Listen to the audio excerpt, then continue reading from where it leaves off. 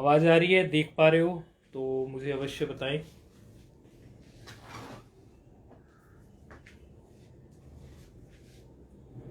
बताएं भाई, आवाज़ आ रही होगी। आधा हिंदी बोले तो ऐसा भी बोल सकते हो ना, आवाज़ इज कमिंग और not.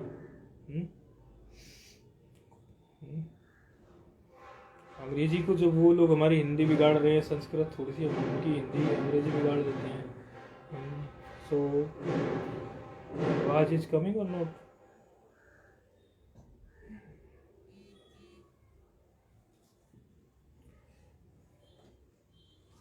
Nobody is watching. Okay. अरे ये तो ब्लर आ रहा है, नेट कनेक्शन हल्का है क्या? कभी तो ये कनेक्शन अच्छा रहता है इसका। ओह, वाईफाई कनेक्ट हो गया ना, इट विल कम राइट।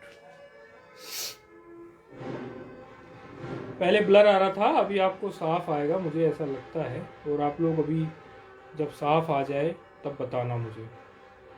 आ गया साफ वैसे, मैं स्वयं भी देख रहा हूँ। I can see you. Yes. Okay. Okay, I can see you. Yes, I can hear you. Okay. Okay, I can see you. Yes. Yes. Yes. I am resting my foot. Okay.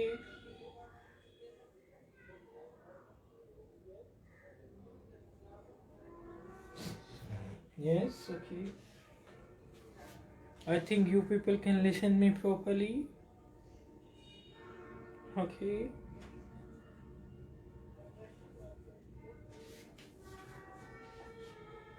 Yeah, life is going on.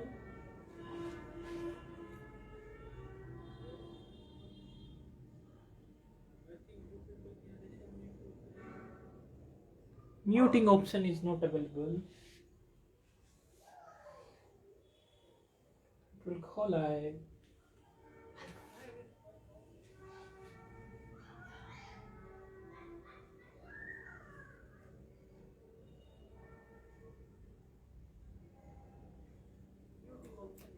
Time हो गया।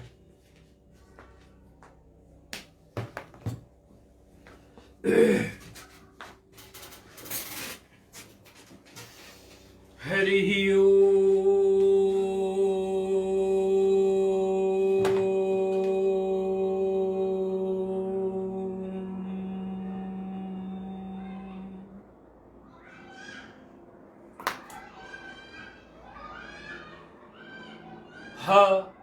हरि ही ओम हा री ही ओम।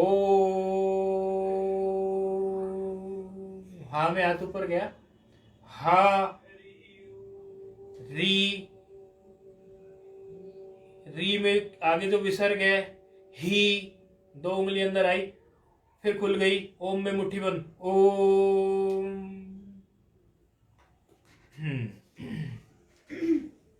शुक्लां ब्रह्म विचार सार परमां आद्यां जगत् व्यापिनी वीणा पुस्तक धारिणी वयदां जाड्यन्धकारापहाम् हस्ते स्फाटिक मालिकां विदधती पद्मासने संस्थितां वन्दे तां परमेश्वरीं भगवतीं बुद्धिप्रदां शारदाम् येनाक्षरसमाम्नाय मधिगम्यो महेश्वरात् कृत्स्नं व्याकरणं प्रोक्तं तस्मै पाणिनये नमः। वाक्यकारं वररुचिं भाष्यकारं पतञ्जलिं पाणिनिं सूत्रकारं च प्रणतो अस्मि मुनित्रयम् नत्वा सरस्वतीं देवीं शुद्ध्यां पुण्यां करोम्यहम् पाणिनीये प्रवेशाय लघु सिद्धांत कौमुदीम् आ ई उं रील ऋक् ए ओं हयवच हयवरट लण यमगणनम झबय गणदश जब गणदश खप चटत चटतौ कपय श्वाससर हल इति माहेश्वराणी सूत्राणी। ये हमें लग रहा है थोड़ा सा आप लोगों को थोड़ा ब्लर इसमें दिख रहा होगा, क्योंकि हम भी देख पा रहे हैं। एक बार नया कुछ लिखते हैं, आप उसको देखेंगे।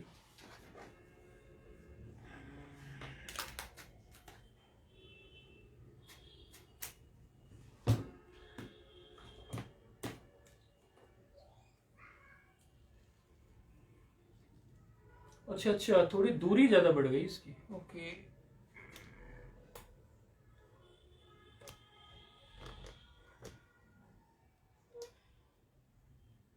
अब देखते हैं कितनी क्लियरिटी बनती है। बन गई क्लियरिटी।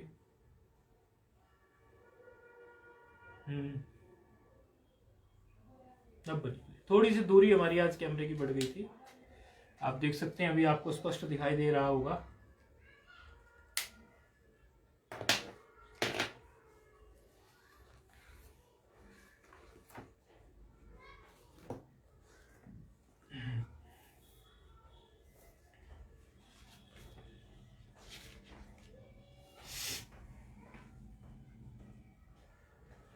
उकालो अच हर्ष दीर्घ प्लुतः सूत्र पर विचार करते हुए हम चले थे, और सूत्र पर विचार करते हुए फिर आगे हम बढ़े तो 3 स्वरों की बात हुई थी। जो यजुर्वेद के 3 स्वर हैं उनका वर्णन लघु सिद्धांत कौमुदी में किया गया था। उदात्त, अनुदात्त, समाहार, स्वरितः से स्वरित, इन तीनों स्वरों का हम लोगों ने देखा था। थोड़ा सा ये भी जाना था कि किस प्रकार ये कर्मकांडी लोग इसको करते हैं, और उसके आगे का फिर सूत्र हमने देखा था। उस सूत्र में हमने देखा था कि मुख और नासिका से जो उच्चारित होता है, दोनों से, मुख से और नासिका से, ऐसे उच्चारित वर्ण को हम अनुनासिक वर्ण कहते हैं। और ऐसा वर्ण हल वर्ण ना हो, ये अच वर्ण की बात हुई, उसके लिए ये बोला गया था। तो इसकी वृत्ति में स्पष्ट लिखा था, मुख सहित नासिकयो उच्चार्यमाणो वर्णो अनुनासिक संजयस्यात्। तो ये यहां पर इन्होंने वृत्ति की प्रथम पंक्ति में ये स्पष्ट कर दिया था कि जिससे हमें ये स्पष्ट हो गया कि पहले हमारे 3, इसमें एक अच्छी बात गजब की ये है कि अगर इसको ज्यादातर बातें जो हमारी होती हैं वेदांत में, वो देश काल इत्यादि का जिक्र करते हुए होती हैं। तो यदि आप उकालो और हर्षदीर्घ प्लुत सूत्र को देखेंगे तो इसमें काल की बात हुई है। काल की बात, और इसमें कालकृत ही भेद है। ऊ में, ऊष्ट में और ऊष्ट में कालकृत ही भेद है। एक का काल 1 सेकंड, दूसरे का काल जिसका 1 सेकंड है उसको दीर्घ कह दिया, दूसरे को हमने, पहले को हर्ष कह दिया, दूसरे को दीर्घ, और तीसरे को हमने प्लुत। और 1-1 सेकंड का समझो आज की गणना के हिसाब से हमने काल बढ़ाते हुए उसको कह दिया। तो ये हमारा कालकृत भेद उसमें पता चलता है। अच्छा, दूसरा जो 3 सूत्र हमारे आगे आए, उच्चेरी उदात्तः, नीचेरी अनुदात्तः, समाहार स्वरितः, इन सूत्रों में हमने कालकृत भेद तो पहले ऊपर देख लिया, इसमें हमने स्थानकृत भेद देखा। स्थानकृत मतलब जो तालवादी स्थान के ऊर्ध्व भाग से उच्चारित हो जाए उसको उदात्त कहो, और जो तालवादी के अधोभाग से उच्चारित हो जाए उसको अनुदात्त कहो, और जो थोड़ा बीच में रहे उसको स्वरित कहो। तो ये हमारा एक तरह से अगर वेदांत की भाषा में बोले तो ये देशकृत भेद हो गया। देश का मतलब स्थान होता है। देश का मतलब आप वो देश मत समझना, जब भी वेदांत में कभी देश की बात चलती है कि ये तो देशत्व इसका भेद है या तो देश की दृष्टि से इसका भेद है, तो ये मत समझना कि ये भारत देश है और ये बांग्लादेश है और ये अमेरिका देश है या अन्य कोई देश है, उस देश का भेद है। देश का मतलब होता है स्थान। वेदांत की जो दार्शनिक भाषा है उसमें देश का मतलब होता है स्थान। जैसे हमारे जो ये ब्लैक बोर्ड, ये व्हाइट बोर्ड है, और यह जो पुस्तक है यह किस देश में रखी है, ये टेबल नामक एक देश है, ये मेज नामक देश पे रखे हुए हैं, और हम किसी और दूसरे देश में बैठे हैं, और ये सारे देश इस कमरे के देश में स्थित हैं, और ये कमरा भी किसी देश में स्थित है। तो इस तरह ये सब देश ही हो गए। और देश परिवर्तन क्या है, आपकी कुर्सी, चेयर, ये सब का अलग अलग देश आप मान सकते हैं। स्थान का मतलब देश होता है, कहने का तात्पर्य ये है। अब हमारा जो सूत्र ये कह रहा है मुख नासिको वचनो अनुनासिकः। अब इसी सूत्र में हमने पहली पंक्ति ले ली थी, और पहली पंक्ति की दृष्टि से हमने इसको ये कह दिया था कि जो भी वर्ण मुख से और नासिका से उच्चारित होते हैं वो अनुनासिक कहलाते हैं। अब आगे की पंक्ति में जो ग्रंथकार हैं वो क्या कह रहे हैं वो थोड़ा देख लेते हैं। पहली पंक्ति कल हो गई थी, अगली पंक्ति बता रहे हैं।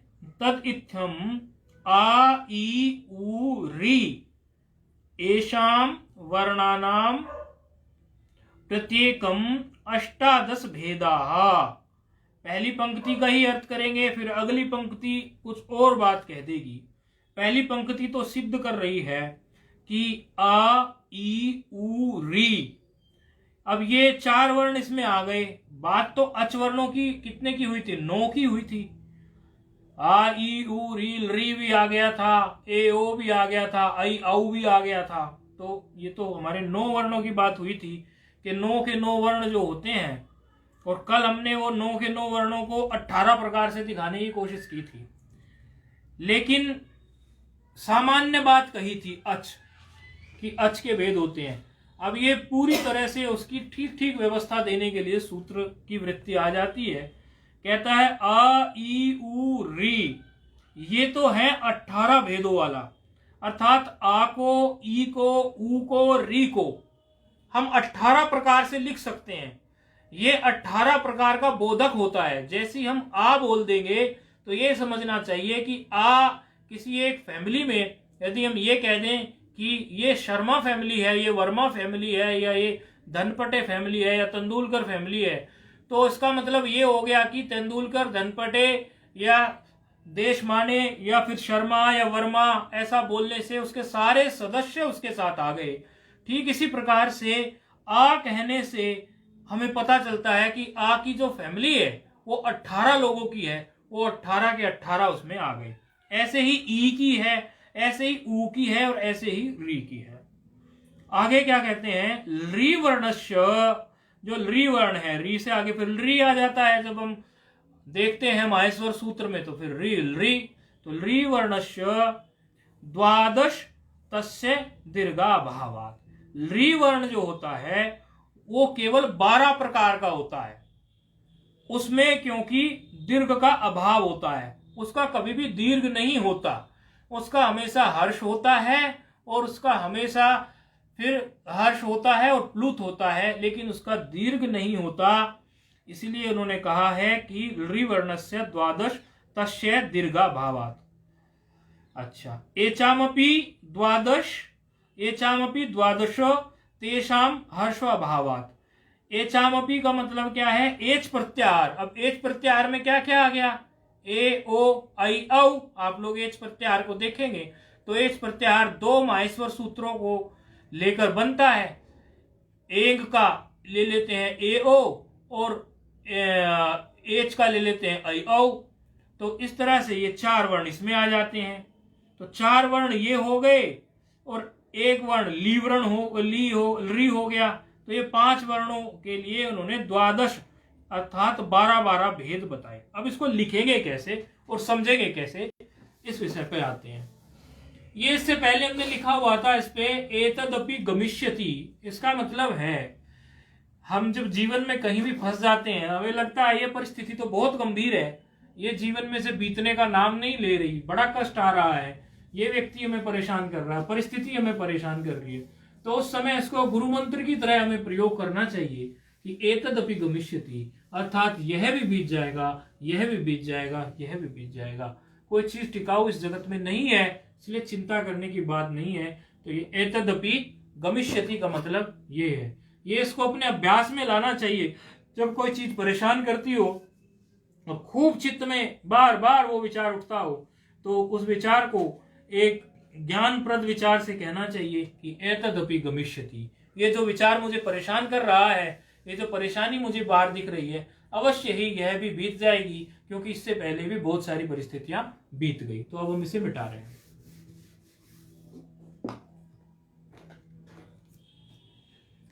अब ये भेद को हम लिखने की कोशिश करेंगे। हमने कल जो लिखे थे भेद, वो कुछ इस प्रकार से लिखे थे, और उसी में हम जब देखेंगे तो उसका एक और दूसरा हमारे पास बनेगा। तो कुछ इस प्रकार कल हमने लिखे थे, उसमें फिर एक बढ़िया चीज आपको और देखने में आएगी।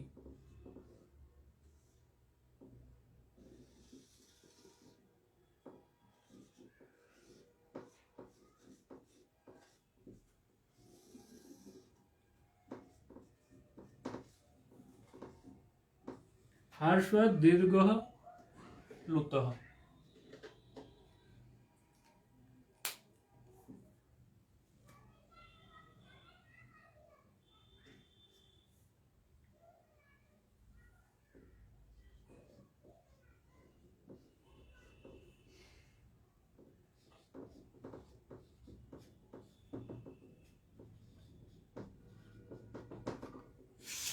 हम पहले उदात्त का अनुनासिक और उदात्त का ही अनुनासिक करेंगे, फिर हम उदात्त के बाद अनुदात्त का अनुनासिक और अनुदात्त का ही अनुनासिक करेंगे, फिर हम स्वरित का अनुनासिक और स्वरित का ही अनुनासिक करेंगे। उसके हर्ष में भेद देखेंगे, इन्हीं 6 के दीर्घ में, इन्हीं 6 के प्लूत में। कोई एक वर्ण हम लिख के भी दिखा देंगे, 18 भेद उसके, ताकि आपको पता चले कि उसके 18 भेद किस प्रकार बनते हैं। पहले क्या लिखे आप बता सकते हैं?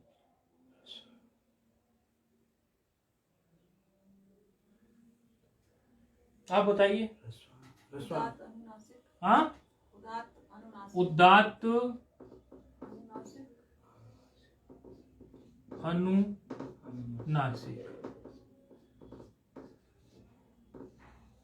उदात्त अनुनासिक, उदात्त अनुनासिक,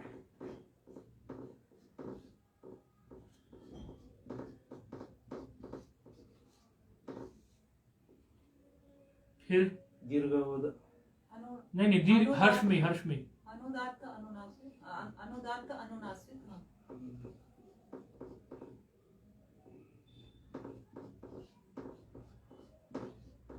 अनुदात्त अनुनासिक, अनुदात्त अनुनासिक, अनुदात्त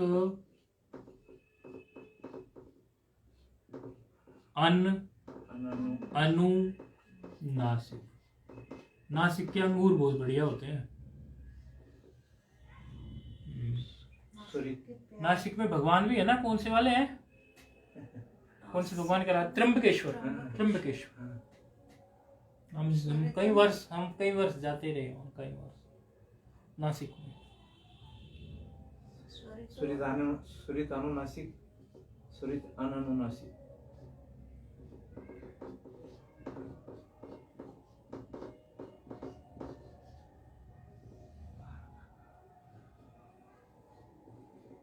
रोशन के यहाँ भी होते हैं ना वो रोशन के यहाँ होते हैं? नासिक वो उसी का एरिया का है। तो रोशन है ना शायद, रोशन है कि ऋतिक? रोशन। रोशन के यहाँ होते हैं ना शायद अंगूर खूब, कुछ बताया था मुझे शायद ऐसे किसी ने। वो तारका को मार दिया है वहाँ अच्छा नासिक। अच्छा। प्रभु रामचंद्र जी ने।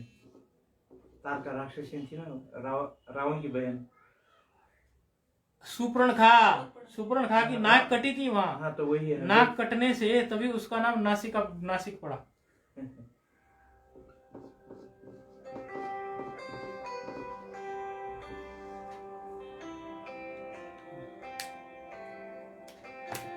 आवाज नहीं पहुंच रही किसी को।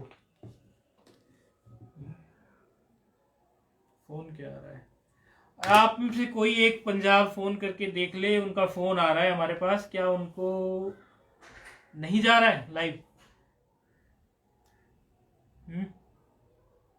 देख ले थोड़ा, लाइव रुक तो नहीं गया कहीं? नहीं आ तो रहे हैं, दिख रहा है। दिख नहीं रहा साहब, अब तो दिख रहा होगा।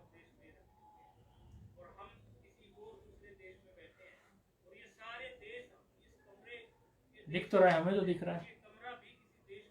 अगर किसी को साफ नहीं दिख रहा तो बताएं हमें। देखो हम देख पा रहे हैं साफ, इसीलिए हमने बोला कि हम तो देख पा रहे हैं साफ।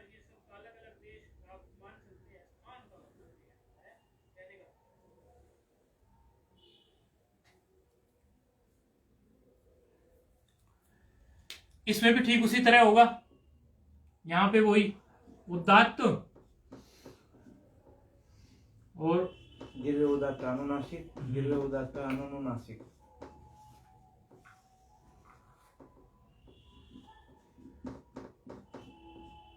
मतलब ये बिल्कुल ऐसे ही होते चले जाएंगे। जी।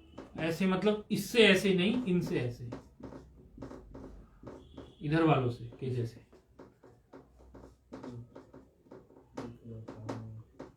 अब वो जो बात हमने अगली, ये तो हमने कल वाली बात लिख दी, जैसी हमने कल पढ़ी थी जितनी उतनी बात हमने लिख दी। अब आज की जो बात है वो क्या है अगली वृत्ति में? अ ई उ री एषाम वर्णानाम प्रत्येकम अष्टादश भेदा। इसका मतलब ये हो गया कि आ ई उ री ये तीनों कॉलम्स में, तीनों में आएगा, क्योंकि आ का, ई का, ऊ का और री का। इधर भी आ का, ऊ का, आ का, ई, आ ई ऊ और री, और उधर भी आ ई ऊ और री। ये तीनों के तीनों में हर्ष भेद से उदात्त अनुनासिक भी होता है, दीर्घ भेद से उदात्त अनुनासिक भी होता है, प्लुत भेद से उदात्त अनुनासिक भी होता है, और ये सारे भेद इसमें बनते हैं। लेकिन अगली पंक्ति में जो ये कह रहे हैं कि ऋवर्णस्य द्वादश तस्य दीर्घाभावात्, अर्थात ऋवर्ण में, ऋवर्ण द्वादश प्रकार का होता है, उसमें दीर्घ का अभाव होता है। अब मुझे ऋ को कहाँ लिखना चाहिए इनमें तीनों में? बीच में नहीं लिखना। अच्छा यहाँ लिख दूं? जी। और यहाँ लिख दूं? नहीं। यहाँ लिख दूं? जी। अच्छा अब चार वर्ण रह गए, ए, ओ, आई, औ।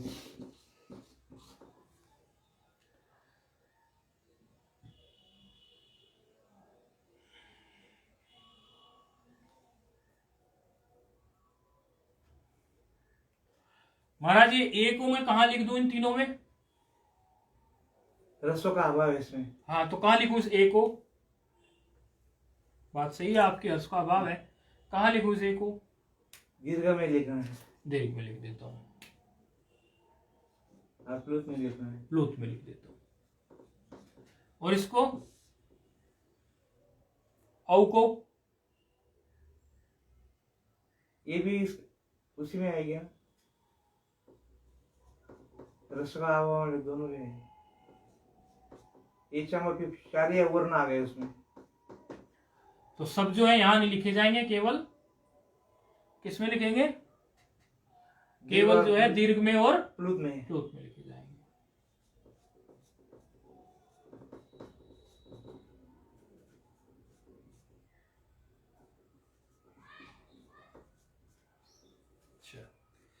बस इतनी सी कहानी है इसकी।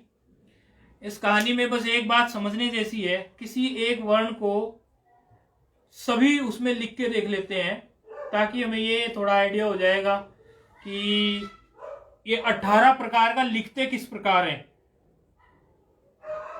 वस्तुतः सामान्य रूप से जब पढ़ते हैं तो 18 प्रकार के रूप बनाते नहीं है हम, नहीं तो कोई भी रूप 18 प्रकार से भी बन सकता है फिर उस हिसाब से लगाएं तो। लेकिन लिखते कैसे 18 प्रकार से आ को, क्योंकि जब आ कह देंगे तो आ तो 18 प्रकार का ग्रहण होना चाहिए, जब ई कह देंगे तो ई 18 प्रकार का ग्रहण होना चाहिए, ऊ कह देंगे तो ऊ 18 प्रकार का ग्रहण होना चाहिए, ठीक है ना। री कह देंगे री 18 प्रकार का ग्रहण होना चाहिए। इसमें ना ए ओ आई औ ऐसा बना है,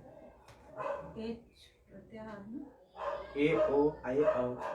हाँ इधर दूसरा नाम है वो हाँ ए ओ आई औ। नहीं वो तो आगे पीछे कोई बात नहीं, आगे पीछे से फर्क नहीं पड़ेगा। वो तो वैसे प्रत्याहार दृष्टि से वो थोड़ा पहले आपसे पूछ रहे थे ना, तो पूछने के चक्कर में ऐसा लिखा इसको, थोड़ा सोच कंफ्यूज सा करके पूछने का मन था। वैसे अगर प्रत्याहार दृष्टि से लिखेंगे तो आपकी बात बिल्कुल सही है, ऐसे लिखेंगे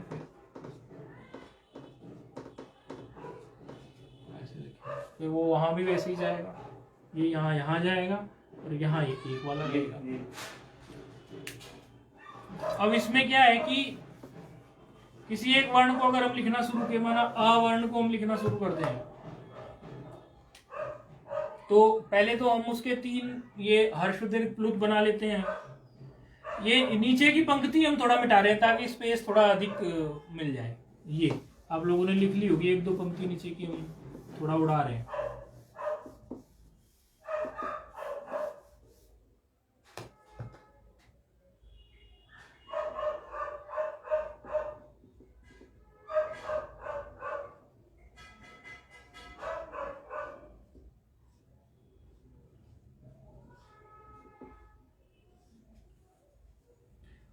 आ ई उ रील री है ना, तो आ को ले लेते हैं।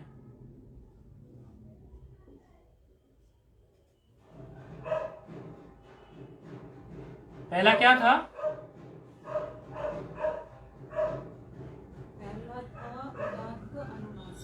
तो क्या करूं, इसको कैसे लिखूं? ठीक है। दूसरा क्या था? हर्ष में चल रहे हैं अभी हम केवल, ठीक है। दूसरा क्या था? उदात्त अनुनासिक, अर्थात उदात्त तो है लेकिन अनुनासिक नहीं है, और जो अनुनासिक नहीं होता उस पर चंद्र बिंदु नहीं जाएगा, ठीक है। अगला क्या है?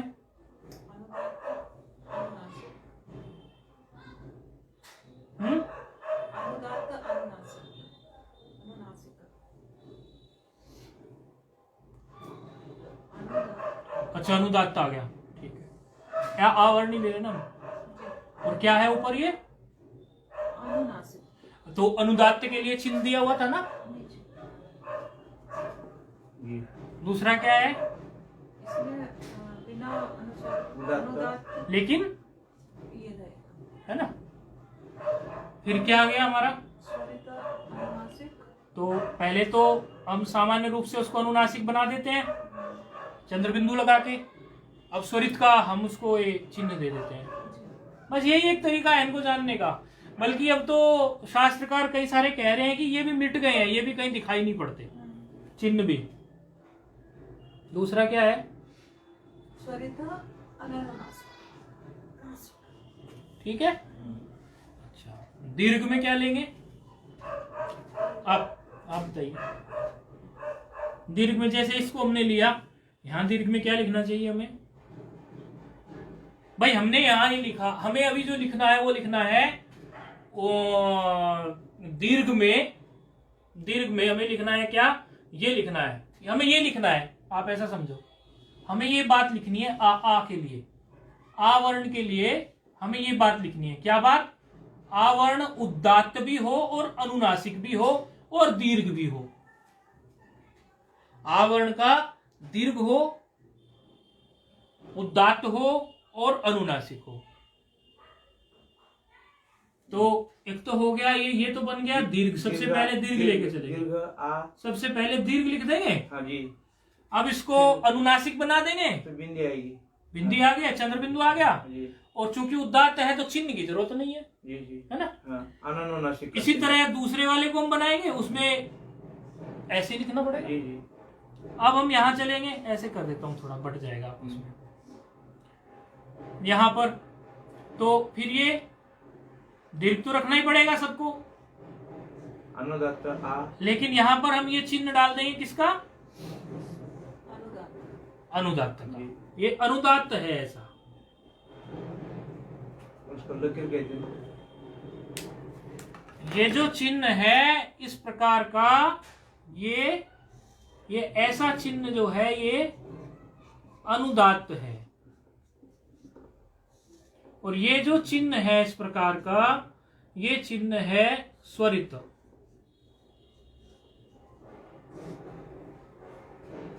तो वही काम हम यहां कर रहे हैं। पहले हमने उनको उदात्त लिखा, उसमें चिन्ह नहीं होता, अनुदात्त में चिन्ह होता है। तो अनुदात्त का चिन्ह क्या है, नए नीचे 180 डिग्री 180 का ये कोण पे नीचे बैठा होता है, इस तरह आ।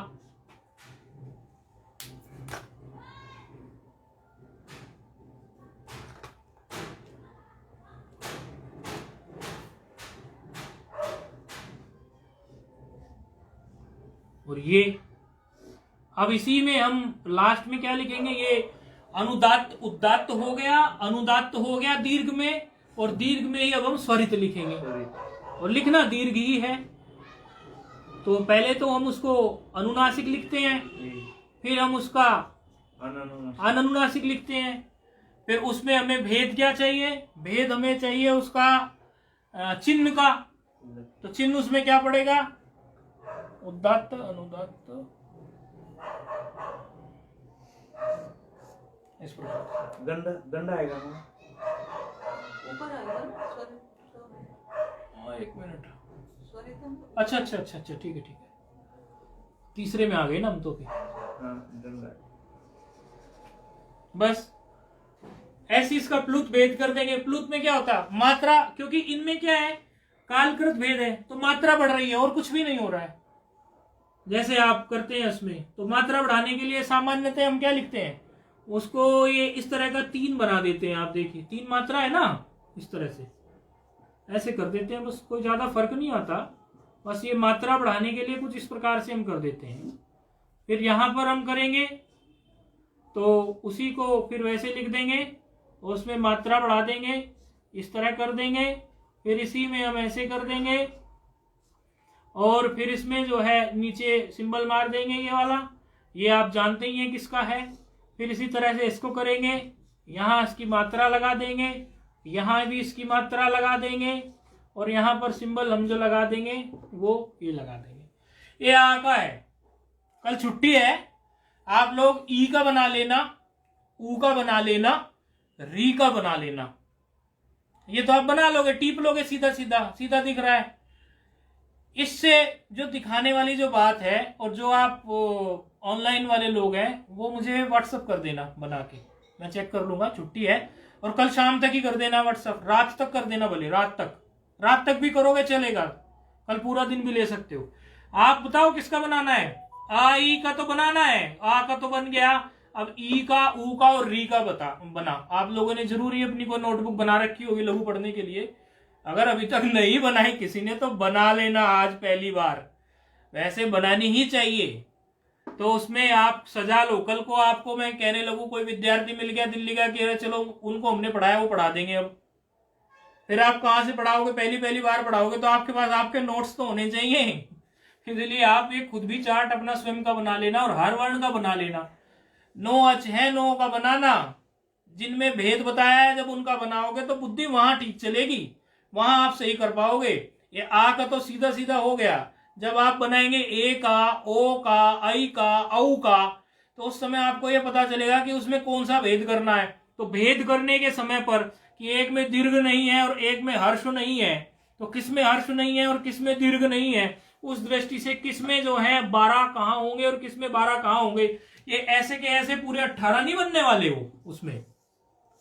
उसमें तो 12-12 बनेंगे, क्योंकि जो हमारा ली है, ली वर्ण में 12 जब बनाएंगे तो उसमें दीर्घ वाला जो होगा, ये दूसरे नंबर का जो दीर्घ वाला होगा, इसमें कम हो जाएंगे क्योंकि उसमें दीर्घ भाव है। और एच में जो है हर्ष कम हो जाएंगे।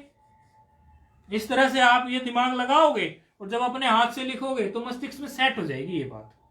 ये हमारा उद्देश्य है कि एक बार जब करते हैं तो छोटी छोटी चीज, जब हम देखो हम ज्यादा सूत्र नहीं ले रहे हैं, कोई ज्यादा कोई लोड नहीं है, सब आराम से पढ़ रहे हैं, तो फिर जो सूत्र आपके सामने को निकल जाए, मेरा ये उद्देश्य है व्यक्तिगत कि आप स्वयं भी पढ़ा सको उसको।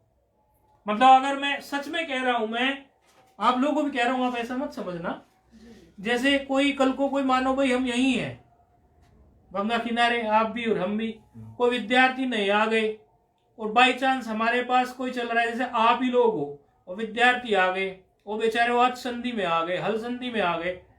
यदि आप ऐसा करोगे तो बहुत अच्छा रहेगा, मैं कहता हूँ सीखने को बहुत मिलेगा। और वो कहने लगे हमें बैठना है महाराज जी पाठ में, मैंने कहा संज्ञा प्रकरण आप इनसे पढ़ लो, आज संधि आप इनसे पढ़ लो। तो इस तरह से अपना अभ्यास भी हो जाएगा और विद्यार्थियों को भी लाभ होगा और हमारा पाठ भी चलता रहेगा नित्य। आप पीछे पीछे समस्या क्या होती है, यहाँ पर अक्सर देखने को आता है कि आचार्य को फिर से पीछे से पढ़ाना पड़ जाता है क्योंकि विद्यार्थी नया है, बेचारे को परेशानी, या अलग से टाइम देना पड़ेगा। तो संज्ञा प्रकरण में आज तक हमने कितने सूत्र किए हैं? इसमें मेरे ख्याल से 6 सूत्र शायद हुए हैं। 1 2 3 4 5 6 7 8 9 सूत्र अभी तक हुए हैं। तो ये 9 सूत्र में कुछ भी नहीं थे, बड़े आसान से थे। ये 9 के 9 सूत्र आप आराम से बैठ के पढ़ा सकें।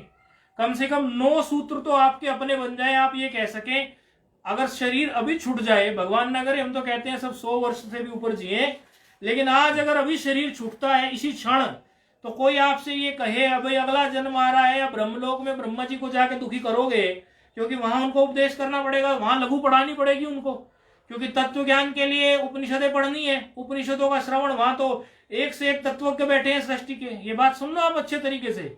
एक महात्मा जी हमें ये बात बताते थे, एक महात्मा जी हमें कुंभ में मिले और वो कहने लगे कि ब्रह्मलोक में हो जाएगी हमारी तो यात्रा पूरी। तो दूसरे महात्मा बहुत थोड़े सख्त थे, वो वैसे तो हम ही थे, तो वो बोले कि महाराज जी आप एक बात बताओ, आप कह रहे हो ब्रह्मलोक में यात्रा, आपने लघु यहां नहीं पढ़ी, आपने न्याय यही नहीं पढ़ा, अब तर्क वगैरह आपने नहीं पढ़ा, तो आपको पढ़ना पड़ेगा, क्योंकि किसी भी उपनिषद को समझने के लिए सारे दर्शन पढ़ने पड़ेंगे। अब जब वो सारे दर्शन आप पढ़ेंगे तो ब्रह्मलोक में पढ़ने पड़ेंगे। यदि आपके अच्छे पुण्य है तो ब्रह्मलोक में पढ़ेंगे आप, या तो आप लौट के पृथ्वी पे आएंगे यहाँ पढ़ेंगे, या तो ब्रह्मलोक में। यदि आप यहाँ लौट के आ गए तो हम उसकी तो कोई बात करते नहीं, लेकिन यदि आप ब्रह्मलोक में चले गए तो ब्रह्मलोक में आपको पता है आपसे पहले कौन कौन से बैठे हुए हैं लोग। वैसे यहाँ थोड़ा पाठ में बोल देंगे तो फिर गड़बड़ हो जाएगी।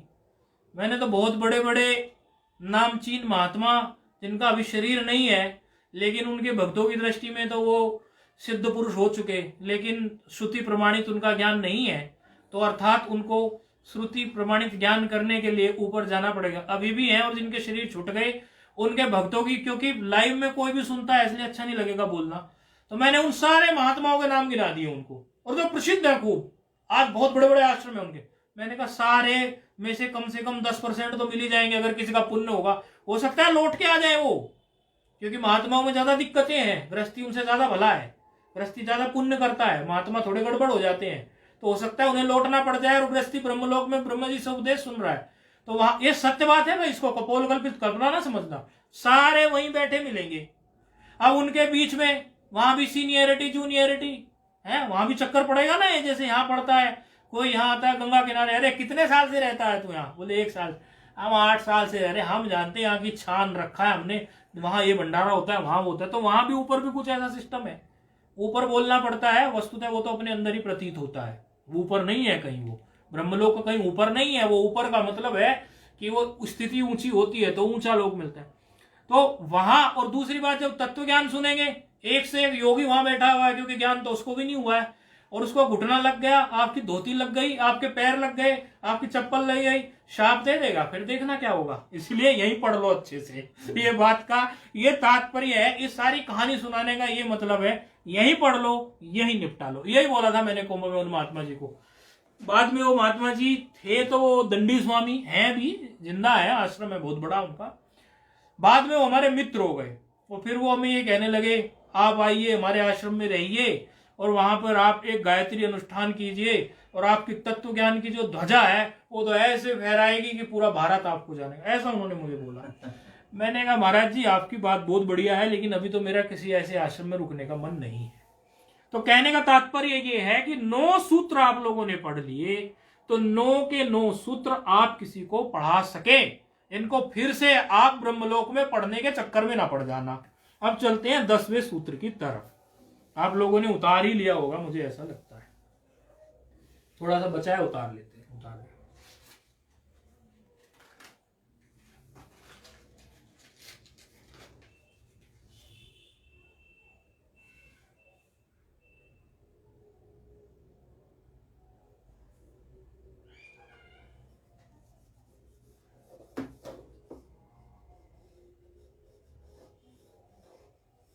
जरा मुझे बोल के बताना,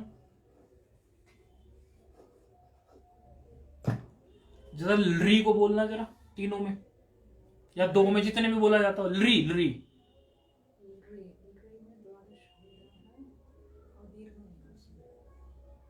देखना नहीं पुस्तक में, बस शर्त ये है कि पुस्तक में नहीं देखना। वो अति पाटानंद स्वामी की तरह नहीं करना, उनसे पूजा प्रत्याहार, वो झट से जो है पीछे से सूत्र में देखने लग गई। तो गुरुजी बोले भाई मैं देख के तो मुझे पता है सब पुस्तक में लिखा है, बिना देखे बताओ। लरी बताओ, लरी। हाँ बोलो बोलो। बोर्ड से देख लो। हाँ बोर्ड में देखो, चलो चलो बोर्ड में देख लो आप, बोर्ड में छूटे लरी बोलो। मैं पहले वो बोलूंगी, आप कैसे भी बोलो मैं समझ लूंगा, बस सही बोलना, तरीका बदल के बोलो लेकिन सही बोलो भले। हाँ लरी लरी, लकार वाला लरी। उसमें दीर्घ नहीं है, ह्रस्व होता है, तो ह्रस्व उदात्त अनुनासिक ह्रस्व अनुदात का उच्चारण नहीं वो मत करो, यूं मत करो आप, उदात अनुदात को ऐसे बोल दो। हाँ वो भी काफी है, क्योंकि वो तो गुरु परंपरा से चलता है। तो ह्रस्व उदात्त अनुनासिक ह्रस्व अनुदात्त चलो आप बार बार री भी मत बोलो, स्पीड से बोल दो अब। नहीं उससे प्रैक्टिस हो जाएगी। ह्रस्व उदात्त अनुनासिक फिर दीर्घ नहीं है, अच्छा पहले ह्रस्व वाला खत्म करते हैं, ह्रस्व दीर्घ प्लुता, फिर अनुदात्त ह्रस्व अनुदात्त अनुनासिक ह्रस्व अनुदात्त अनुनासिक अनानुनासिक, फिर प्लुत स्वरित। हाँ मैं तो पहले देख रहा था, तो आप क्या गलत की सहमति भी देते हैं जानबूझ के, व्यक्ति वैसे उछल पड़ेगा। तो थोड़ा सा तो गुरुजी के संस्कार भी आएगा के हिसाब से तीनों चलेंगे। आप बताइए, अब स्वरित मैं तो हाँ भरूंगा, फिर बताऊंगा गलत कहाँ थी। ह्रस्व स्वरित अनुनासिक ह्रस्व स्वरित अनुनासिक ऋ। अब दीर्घ नहीं है ऋ में, तो प्लुत में जाएंगे, प्लुत उदात्त अनुनासिक ऋ, प्लुत। वो एक गैस होती थी ना केमिस्ट्री में, उसे सूंघ के बहुत हंसी आती थी, हम बच्चों को सुंघा देते थे वहाँ लेबोरेटरी में, लगता है वो सूंघ लिया आपने आज है। प्रैक्टिस हो रही है, अच्छा लग रहा है। उसका प्लुत में चल रहा है। हाँ प्लुत उदात्त अनुनासिक ऋ, प्लुत उदात्त अनानुनासिक ऋ, फिर प्लुत अनुदात्त अनुनासिक ऋ प्लुत अनुदात्त अनुनासिक ऋ फिर प्लुत स्वरित अनुनासिक स्वरित प्लुत स्वरित अनुनासिक अनुनासिक ऋ प्लुत स्वरित अनुनासिक ऋ 12 भेद हो गए। ओकार बोल दो आप, ओकार, औ नहीं ओ।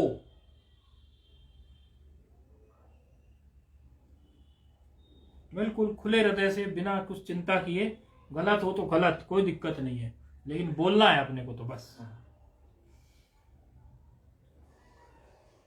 ओकार में दीर्घ उदात्त अनुनासिक, ठीक है, दीर्घ उदात्त अनुनासिक, ठीक है, दीर्घ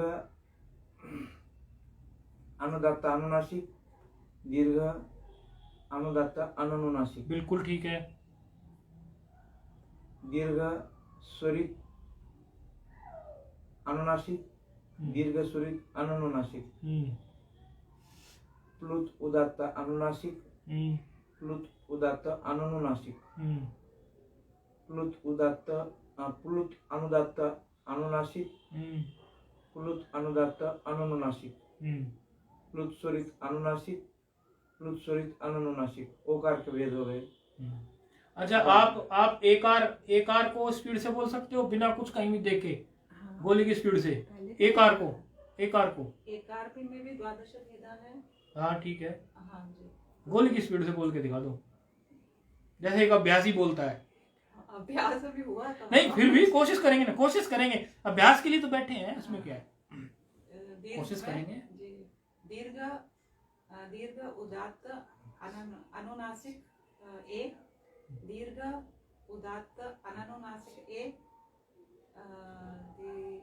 दीर्घ अनुदात्त अनुनासिक, दीर्घ अनुदात्त अनुनासिक एक, दीर्घ अनुदात्त अनुनासिक एक, प्लुत अनुदात्त अनुनासिक एक, दीर्घ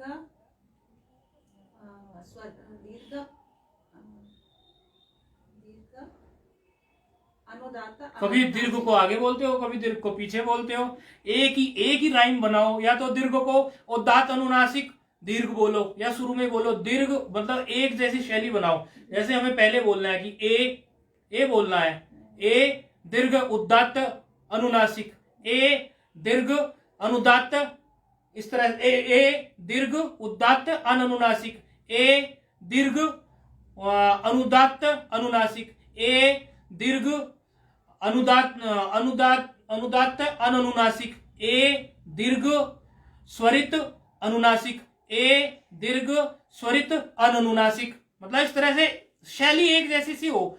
अब जैसे उसमें बोलना है हमें दीर्घ के आगे फिर हमारा प्लुत आ गया ना, तो प्लुत में भी पहले ही ए ले लिया, ए प्लुत, इस तरह से ए प्लुत उदात्त अनुनासिक, ए प्लुत उदात्त अनुनासिक, ए प्लुत अनुदात्त अनुनासिक, ए प्लुत अनुदात्त अनुनासिक, ए प्लुत स्वरित अनुनासिक, ए प्लुत स्वरित अनुनासिक। इस तरह से मतलब थोड़ा प्रैक्टिस है और क्या है, क्योंकि वो हमें करना क्या है कि व्याकरण का काम क्या है कि हमारा कॉम्प्लेक्सिटी लेवल जो है वो थोड़ा बढ़ जाए।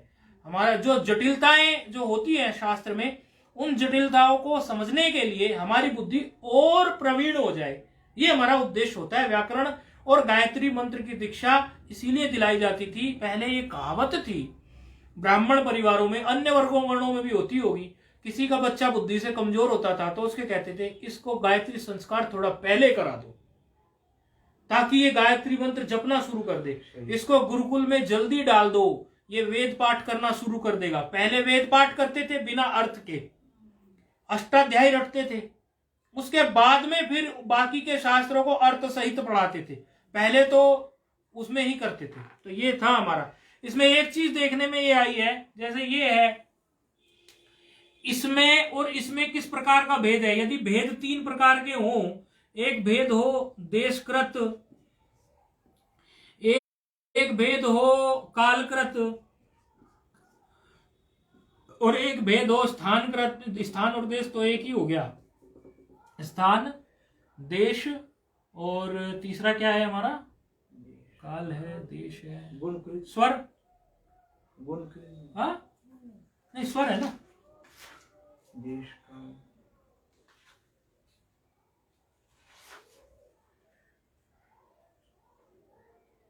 देश का अरे वो है ना, हमने अभी ये मुख सहित नासिका, ये नासिका कृत है ना। हाँ नासिका कृत भेद। तो इस तरह से भी हम इसके बारे में थोड़ा चिंतन कर सकते हैं कि ये जो आ है और इसमें उसमें किस प्रकार का भेद है। तो देख रहे हैं कि ये एक अनुनासिक है और एक अननुनासिक है। तो दोनों में जो है अनुनासिक और अननुनासिक का जो भेद है, ये इस प्रकार का भेद है। इसमें भी एक अनुनासिक है, एक अननुनासिक है, इस तरह से। लेकिन इसमें और इसमें कालकृत भेद है, इनमें और उनमें कालकृत भेद है। काल का, एक का काल 1 सेकंड है, दूसरे का काल 2 सेकंड है, इनमें भी ये कालकृत भेद है, इनमें भी कालकृत भेद है। इस तरह से इनके ये भेद है। और हमने क्या पढ़ा था, हाँ ये नासिकागत भेद है, ये वाला, ये आ में दूसरा मार्कर ले लेता हूं, फिर इससे सारा एक जैसा था दिखता नहीं है।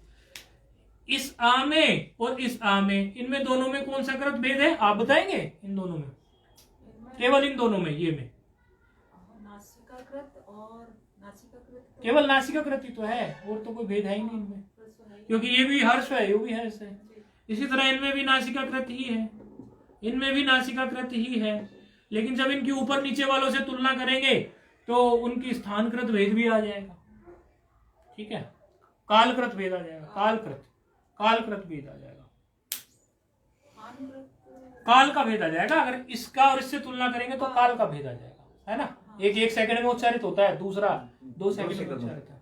तो थोड़ा सा क्या है कि एक बार इसको चार्ट को बना के दिमाग में पूरा घुमा लो अच्छे से। स्थानकृत भेद वाला कौन सा होगा फिर? स्थान में क्या आता है, स्थान में मुख नासिका का आएगा ना, तो वो अभी आए नहीं, अभी आएंगे मुख नासिका आ गए। वैसे स्थान के, ये स्थान का ही तो भेद है। नहीं आपने ये बताया कि कालकृत भेद तो ह्रस्व दीर्घ में आ गया ना। हाँ, और देश नासिकाकृत आपस में हो गए, अनुनासिक और अननुनासिक, ठीक है। भेद बताया आपने, तो देशगत भेद कौन सा होगा? स्थानकृत भेद ही तो देशगत भेद होता है। ठीक है, नासिकाकृत भेद नहीं 3 भेद बताए ना। तो स्थान देखो ना, स्थान पढ़े थे ना हमने अभी। उदात्त अनुदात्त स्वरित क्या है? अच्छा ये हो गए स्थान। मतलब सोचो, आप सोचो, ऐसा हाँ नहीं भरो मेरी, आप खुद से सोचो, फिर उसको गलत ठहरा हो, अगर गलत है तो और चिंतन करेंगे। आप सोचो ये क्या है, क्या वृत्ति क्या कहती थी? उच्चैः उदात्तः, हम्म। नीचैः अनुदात्तः, समाहारः। स्थान का भेद करती थी कि नहीं?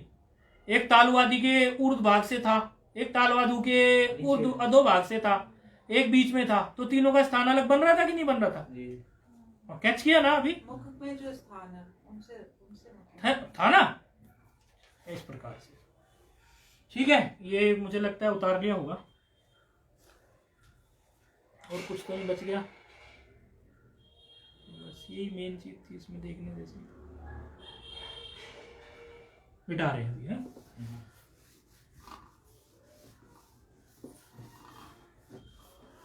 ये है कि जो सूत्र पढ़े उसको अपना बनाते जाएंगे, फिर नींद में भी उस सूत्र की हम व्याख्या कर सकें।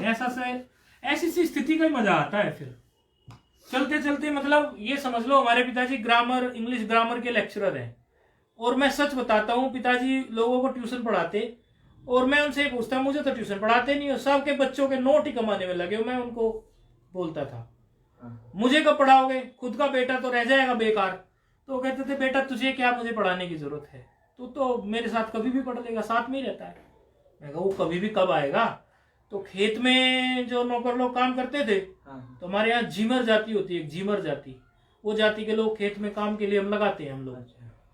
तो वो पिताजी खेत में देख रेख के लिए जाते थे, जैसे रात को दिन में जैसे सिंचाई हो रही है, गन्ने का कार्य चल रहा है, इस प्रकार के फसल है कोई। तो वैसे तो पिताजी लेक्चरर हैं, लेकिन खेत है, अपनी जमीन है, तो देखने तो पड़ेंगे ना। तो वो मुझे टहलने ले जाते, तो वो मुझे रास्ते में ही पढ़ा देते थे।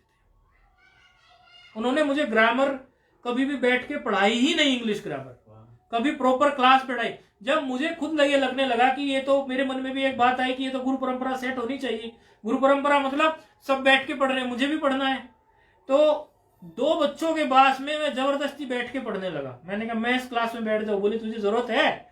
मैं ऐसे भी कोई बात होती है, मुझे ऐसा लगता है शायद कुछ कम हुआ होगा मेरा, मतलब मुझे ऐसा लगता था कुछ छूट गया होगा, लेकिन वास्तव में यही हुआ कि पिताजी इतने अच्छे पारंगत ग्रामर में है, इंग्लिश ग्रामर में, कि उन्होंने मेरे अंदर ही उतार दी थी। और 10th में मेरे बहुत अच्छे मार्क्स आए थे ग्रामर में, बहुत अच्छे, मतलब बहुत अच्छे marksheet I can show. 12th में मैंने थोड़ी मेहनत कम की, लेकिन 12th में भी मेरे फर्स्ट क्लास टाइप तो थे, लेकिन 10th में तो मेरे ऐसे मार्क्स थे कि एक्सीलेंट टाइप से थे। तो उसका ये मैं कहना चाहता हूं, उस बात से मैं मेरे मार्क्स की बात नहीं बताना चाह रहा हूं। मेरा उद्देश्य बताने का ये है, चूंकि पिताजी उस विषय में पारंगत हैं, तो उन्होंने मुझे चलते फिरते मेरे अंदर ग्रामर वो उतार दी उस समय। और इसी तरह आप जो सूत्र पढ़ रहे हैं, आपको कोई बच्चा मिल जाए कहीं जाते हुए सड़क पे, आप चल के आए गंगा किनारे, वो कहने लगे कि मुझे संज्ञा प्रकरण मेरा पक्का नहीं है, तो आप इस प्रकार उसको बताएं, अरे संज्ञा प्रकरण में क्या है? बोले बोल हलंत्यम, बोले हलंत्यम, बोले बोल फिर अदर्शनम लोपा, अदर्शनम लोपा, उच्चै उदात्त, बोल सारे सूत्र जो है अदर्शनम लोपा, तस्य लोपा, आदि रंतेन सहिता, पहले उतार दो। उसकी वृत्ति में क्या था? ये था। उसमें क्या था? ये था। उसमें क्या था? ये था। अरे ऐसा करते, ऐसा ऐसा ऐसा, हो गया, बस खत्म, कुछ नहीं है।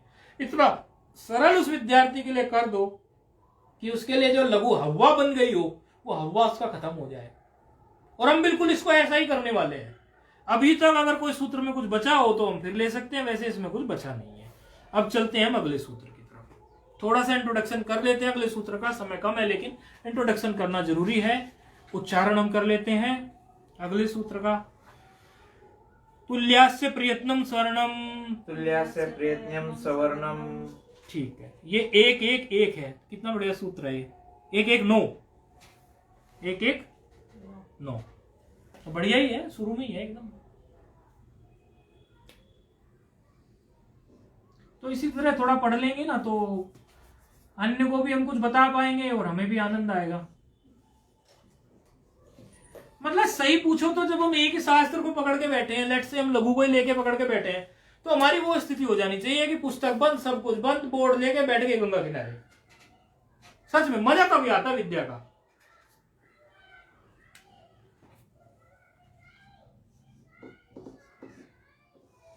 चला गया क्या ऊपर को? नहीं, मैं देखता रहता हूँ, वो उड़ता है ऊपर। अब मैं ऐसे करूंगा इसको, हाथ का एंगल नीचे को, जैसे कल आपको बताया था ना, वो आप नहीं ऐसे तब तक, ये ऐसे अंगूठा अलग रहना चाहिए, ये अंगूठा ऐसे अलग, और थोड़ा ऐसे जल डालो ना, ऐसे जाए, और ऐसे गया हरी ही में 2 उंगली अंदर, पहले हा री ही ओम मा, हा री ही ओम मा, हा री ही ओम मा, ऐसे धड़ाधड़ ऐसे। तो इसी तरह से मैं भी अब हाथ को ऐसे एंगल से नीचे को रखूंगा, और आपको इस तरह से सूत्र आ जाने चाहिए।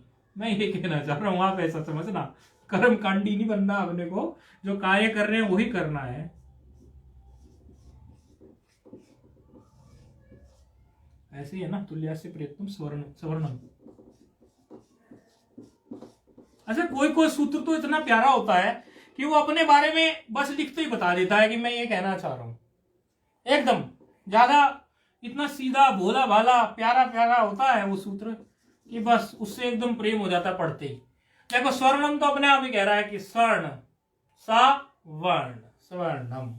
बस तुल्यास्य में थोड़ा सा लगता है कि ये तुल्य है कि अतुल्य है, क्या है, ये थोड़ा देखना पड़ेगा।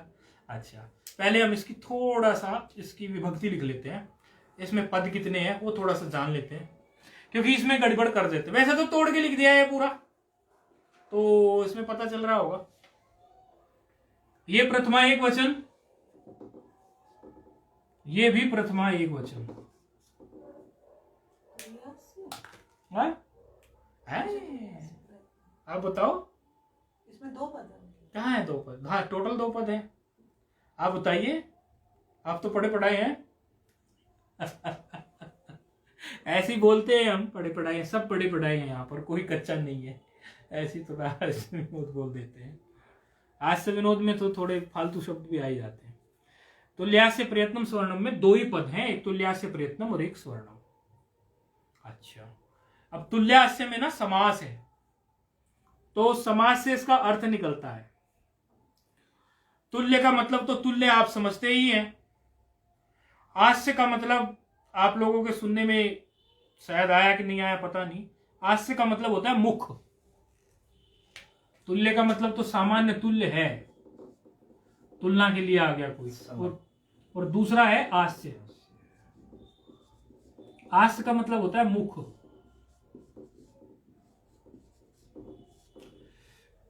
बहुत सरलता से बता रहे हैं, तुल्य से समझ में आ रहा है, आस्य से समझ में आ रहा है कि मुख का मतलब कुछ समानता की बात हो रही है, ऐसी सी बात कुछ सूत्र कहने जा रहा है, अभी तक कहीं नहीं है।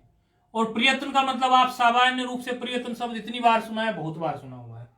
तो तुल्य, तुल्यास्य प्रयत्नम स्वर्णम का अर्थ करना कठिन नहीं है, आसान ही है। अब ये जो मुख की, आस्य का मतलब मुख कह रहा है ये, और प्रयत्न कह रहा है, स्वर्णम सवर्ण जो कह रहा है। समय है, लेके चलिए इसको।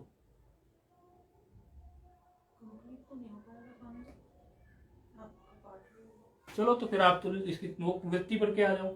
इतना कर दो फिर कि आप जो है तुल्यास्य प्रयत्नम की जो वृत्ति है, पूरी वृत्ति नहीं, बहुत बड़ी वृत्ति है, क्योंकि तुल्यास्य प्रयत्नम सूत्र इतना इंपॉर्टेंट सूत्र है कि पूरी लघु में आके खड़ा हो जाता है। तो आपको जो हमने कहा था कि वृत्ति जो याद करनी है, वो तुल्यास्य प्रयत्नम सूत्र की पहली पंक्ति तक याद कर लाना, हलंत्यम की उपदेश अंत शब्द से लेकर, और आप जो है तुल्यास्य प्रयत्नम की स्वर्ण संज्ञा स्यात् तक ले आना याद करके। जो ज्यादा कर लेगा वो तो उसकी तो कोई बात ही नहीं है। उसके लिए तो मैंने इधर लड्डू भी रखे हुए हैं, उसको लड्डू भी मिलेंगे, लेकिन कम से कम इतनी तो कर लाना। हलंतम सूत्र के उपदेश से लेके वृत्ति से और तुल्यास्य प्रयत्नम की पहली पंक्ति तक ले आना। आगे की चर्चा हम फिर कर लेंगे। बहुत बढ़िया सूत्र है तुल्यास्य प्रयत्न। और हाँ, सभी मतलब आप बचना चाह रहे हैं? नहीं, और आपका मतलब सभी से है। हाँ, सभी का मतलब ऑनलाइन वालों से भी है। ऐसा नहीं है मतलब कि सिर्फ आपसे सुनेंगे या सिर्फ इनसे सुनेंगे, ऑनलाइन वालों से भी सुनेंगे। ऑनलाइन वालों से क्या, हम अपने तरीके से सुनेंगे। अपने तरीके का मतलब क्या है कि उनको कॉल करेंगे या उनको कॉल पे रखेंगे एक दूसरे फोन से। ऑनलाइन वालों आप भी समझ लो, कभी समझते हो कि मजा आ रहा है हमें, चलो बोलने का मौका नहीं मिल रहा है तो वृत्ति सुनाने से भी बच जाएंगे, इस चक्कर को तो छोड़ देना। वृत्ति नहीं तो कुछ नहीं। तो ये याद कर लेना, ठीक है। चलो, ओम पूर्णमदः पूर्णमिदं पूर्णात् पूर्णमुदच्यते पूर्णस्य पूर्णमादाय पूर्णमेवावशिष्यते। ओम शांति शांति शांति।